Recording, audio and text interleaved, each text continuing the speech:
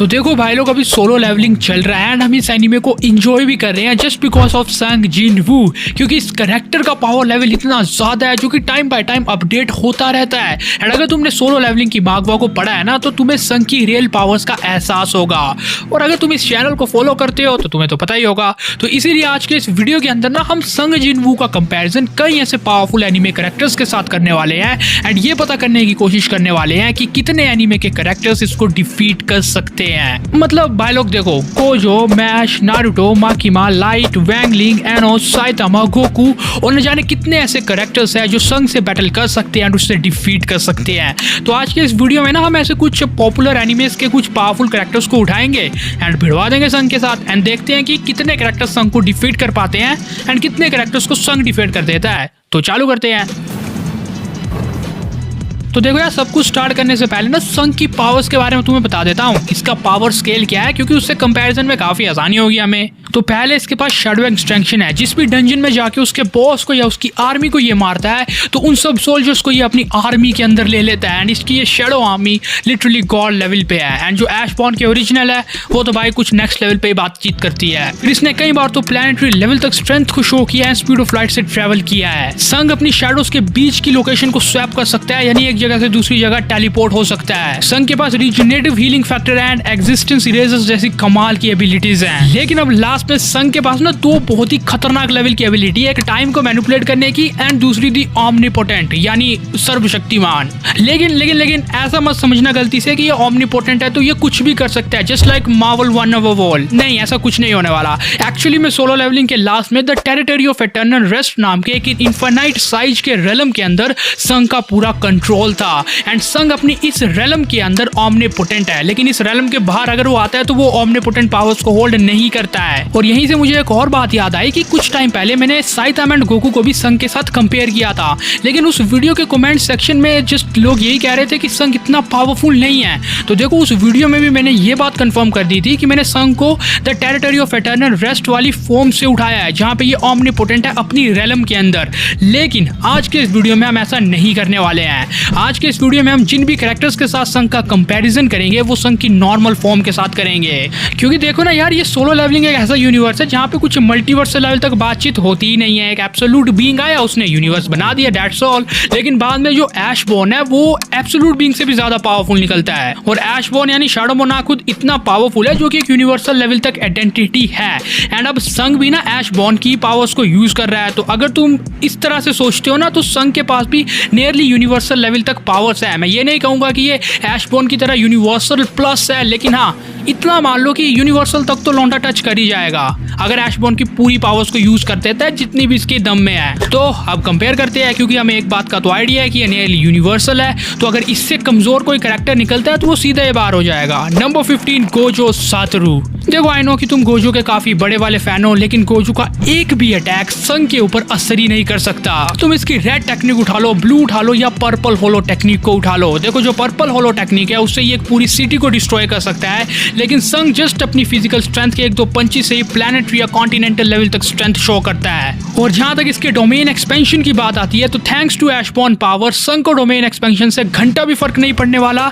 And दूसरी बात, उसकी senses and speed of light से भी ज्यादा है, तो उसके डोमेन से बचना उसके लिए बच्चों का खेल है। लास्टली सबसे इंपॉर्टेंट एबिलिटी वर्क करेगी शैडो एक्सचेंज, जिसकी हेल्प से ये कहीं भी टेलीपोर्ट हो सकता है इजीली। ये गोजो को काफी इजीली डिफीट कर सकता है क्योंकि इसका पावर लेवल गोजो से काफी ज्यादा आगे है। नंबर 14, मैश बॉन्डेंट। अब मैश का कैरेक्टर लेवल डेफिनेटली काफी कमाल का है, क्योंकि मैश ने पहले तो गॉड्स के डोर्स को ब्रेक कर दिया था जिस तक आज तक कोई भी नहीं पहुंच पाया था। अब मैश ने ना इनोसेंट जीरो को डिफीट कर दिया था, जिसके बाद खुद टाइम का कॉन्सेप्ट था। अब मैश ने ना एक बार अपनी फिजिकल स्ट्रेंथ से पूरे कॉन्टिनेंट को पुश कर दिया था एंड मैश ने डूम को भी डिफीट कर दिया था।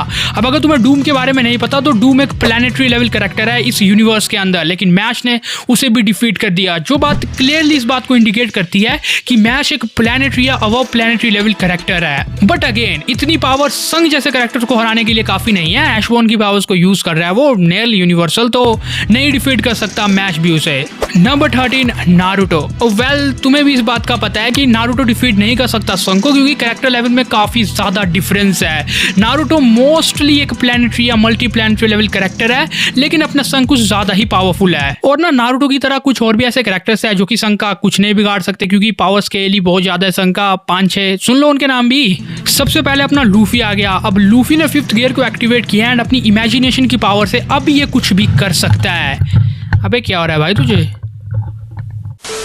बट जस्ट इस पावर की वजह से तुम ये सोचो कि वो कुछ ही इमेजिन करेगा वैसा हो जाएगा, तो ऐसा नहीं है, क्योंकि वन पीस का स्केल सोलो लेवलिंग के आसपास भी नहीं है। इसके बाद अगर तुम तानजीरो की बात करो तो कोई चांस ही नहीं है उसका। काफका हविनो जो काइजू नंबर 8 है अपना, उसका भी कोई मतलब ही नहीं है। इसके बाद एरन है हमारे पास, अगर पूरे क्लोजल टाइटन्स के साथ भी आ जाता है तब भी संग के कुछ शैडो ही काफी है उसके लिए। बंदे की स्पीड इतनी है, नैप के पीछे कब पहुंच जाएगा पता ही नहीं चलेगा। डेकू की कोई भी क्वर्क असर नहीं करेगी इसके ऊपर। देखो फिर इसके बाद यूजिरो हानमा भी है हमारे पास। देखो यार यूजिरो भी ज्यादा एक प्लैनेटरी लेवल तक पहुंच सकता है अगर अपने फुल पोटेंशियल को निकाल दे, वो भी उसके एनिमे के लॉजिक के अकॉर्डिंग। तो संग तो बहुत पावरफुल है उससे, स्पीड, रिफ्लेक्सिव, स्ट्रेंथ, ड्यूरेबिलिटी सब में। तो छोड़ो इन सब कैरेक्टर्स को एंड टॉप 7 की बात करते हैं। अब ये जो 7 कैरेक्टर्स है ना, ये 7 कैरेक्टर्स बहुत ही तगड़ी टक्कर देने वाले हैं संग को एंड कहीं तो डिफीट भी करने वाले हैं। जैसे नंबर 7 पे हमारे पास यवाच के पावर स्केल को कैलकुलेट करना काफी ईजी है, क्योंकि इसने ब्लीच के गॉड सोल किंग की पावर्स को एब्जॉर्ब कर लिया था। अब देखो ना यार, ये जो अपना सोल किंग है ये पूरे यूनिवर्स को काट सकता है काफी इजीली एंड यवाच के पास इसकी पावर्स है,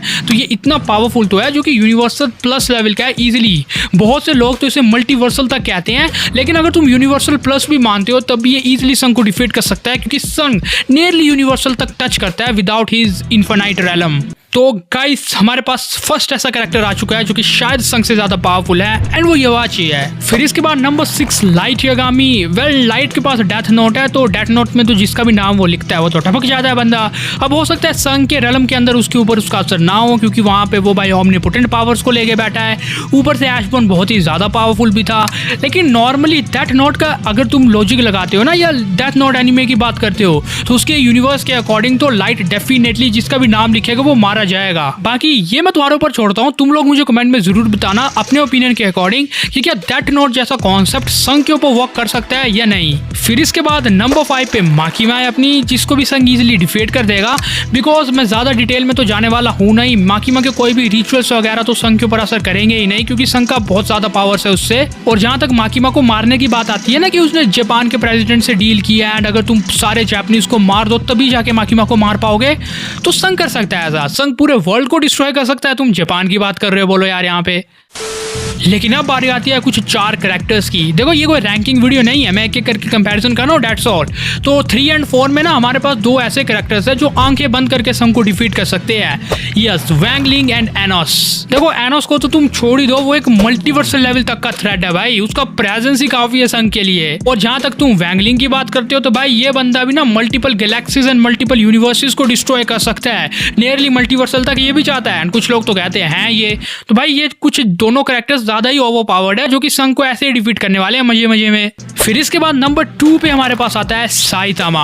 अब ये वाला जो पार्ट है ना ये बहुत ही कंट्रोवर्शियल हो सकता है। अब अकॉर्डिंग टू ओपीएम यूनिवर्स हमें ये बात पता है कि साइतामा इतना पावरफुल है कि वो जिस भी अपोनेंट से लड़ाई करता है उसकी पावर्स उतनी ही बढ़ती जाती है। फॉर एग्जाम्पल जब उसने कॉस्मिक गारो से बैटल किया था तो वो काफी इजिली बैटल को तो कर ही रहा था, लेकिन उसकी पावर्स और बढ़ गई। फिर जब उसने ना एम्प्टी वॉइड के इन डायमेंशनल स्लैशेस को जस्ट अपनी फिंगर से पकड़ लिया था तो उसकी पावर्स और बढ़ गई। देखो ये स्लैशेस एक डायमेंशन को कट कर सकते हैं पूरी, लेकिन साइतामा ने एक झटके में पकड़ लिया इन्हें। कॉस्मिक गारो के साथ बैटल करते करते इसने मल्टीपल स्टार्स को डिस्ट्रॉय कर दिया था, जो कि एक गैलेक्सी लेवल का फेट है। So yes, according to logic of one punch man universe, Saitama जिस भी अपोनेंट से बैटल करता है वो उतना ही पावरफुल हो जाता है। अगर साइतामा के सामने एक मल्टीवर्सल लेवल कैरेक्टर भी आ गया तो साइतामा उतना ही पावरफुल हो जाएगा। ये सिंपल सा लॉजिक है इस एनीमे का, तो इसके अकॉर्डिंग तो वो संग को डिफीट कर देगा। लेकिन जहां यहाँ पे तुम पावर स्केलिंग को कंपेयर करते हो कि इनके फीट्स के अकॉर्डिंग इनका पावर लेवल क्या हो सकता है, तो साइतामा का मैक्स टू मैक्स गैलेक्सी या मल्टी गैलेक्सी तक जाएगा,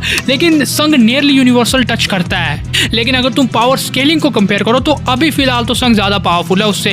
यही बात मैंने पिछले वीडियो में भी कही थी, तो कुछ लोग ऑफेंड हो गए थे बिना मतलब से। लेकिन यार रियलिटी यही है ना कि ये मागवा के लास्ट तक पहुंचते पहुंचते संग का पावर लेवल साइतामा से ज्यादा है, लेकिन बैटल में कोई भी जीत सकता है क्योंकि साइतामा का लॉजिक ही अलग है। अब नंबर 1 गोकू हिमसेल्फ। सो उस वीडियो के अंदर हमने गोकू को भी ना संग के उस रेलम वाली फॉर्म के साथ कंपेयर किया था, लेकिन उसके बाद आई गेस गोकू ज्यादा पावरफुल है स्केलिंग के मामले में। क्योंकि बॉस देखो, गोकू ने अपनी रेड फॉर्म के अंदर जब वो बैरस से बैटल कर रहा था, उस फॉर्म में उसने यूनिवर्स 7 को शेक करके दिखाया है। और सोचने वाली बात पता है क्या है कि गोकू ने जस्ट अपनी रेड फॉर्म के अंदर इस यूनिवर्स को शेक कर दिया था पूरे के पूरे। यानी Goku master ultra instinct form में कितना पावरफुल होगा, अब ये सोच के देखो।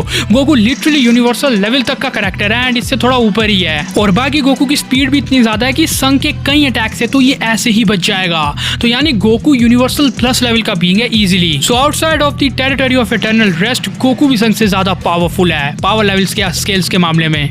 तो यानी वीडियो को रैप अप करने का टाइम आ चुका है एंड पर्सनली मुझे तो ऐसा लगता है ना कि संग की इस रेलम के अंदर भी वैंगलिंग एंड एनोस जो दो ऐसे कैरेक्टर्स हैं जो उसे वहां पे भी मार आएंगे होम ग्राउंड के अंदर भी। वेल, तुम लोगों को क्या ओपिनियन है हमें कमेंट में जरूर से जरूर शेयर करके जाना। लेकिन अगर तुम्हें ये वीडियो पसंद आया तो उसे लाइक एंड शेयर कर देना, चैनल को सब्सक्राइब करके बगल वाले बेल आइकन को जल्दी ऑन कर देना। Thanks for watching this video guys, bye.